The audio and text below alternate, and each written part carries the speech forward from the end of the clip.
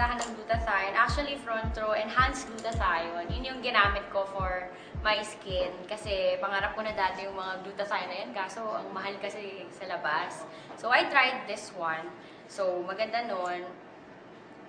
Nakita ko na yung effect niya. Mas mabilis. Hindi ko pa ubos yung bottle. Pansin na agad ng mga friends ko. So, ayun, up to now, continuous pa din. For 1 year and a half, ito yung resulta. Partida, walang ano yan, lotion, wala kang nilalag. Kasi sabi nga if you're healthy inside, magre-reflect siya outside. So, doon ako naniniwala na kahit anong ipahid ko or anong gamitin ko panlabas, kung hindi ako magiging healthy inside, di rin ako mag-glow ng natural. So, tinake ko siya at until now, ginagamit ko pa rin siya. User ako ng Lux White. I've been taking it for around 6 months na, pero nag-stop na ako. Tinake ko yung 6 months na yun, last year pa. And what happened is, medyo nagstay sa akin yung pagkaputi niya. So, meron ako dito, ito siya. Nakakayaman. Ito.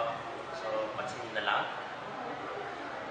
So, yun siya. Yung Lux White kasi natin, it has vitamin C na. So, ang ginawa ko na lang, nag-take ako ng another grape seed para mas mag-effect siya sa akin. Diba? So, actually 5 days ko pala siya ginagamit. Pero still, tingnan nyo naman yung, diba? So, tingnan nyo naman. So, ganito po yung effect niya.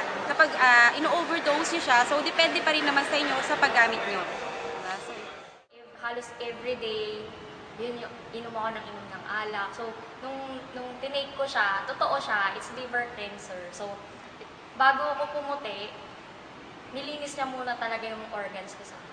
At the same time, di ba, yun, kita-kita naman, nakakawala din siya ng pimples. Kasi nung nag-aaral ako, pinipimple ako kasi sobrang stress. Yun, nawala rin siya. At the same time, lalo sa panahon ngayon, medyo, di ba, hilig tayo mag-computer.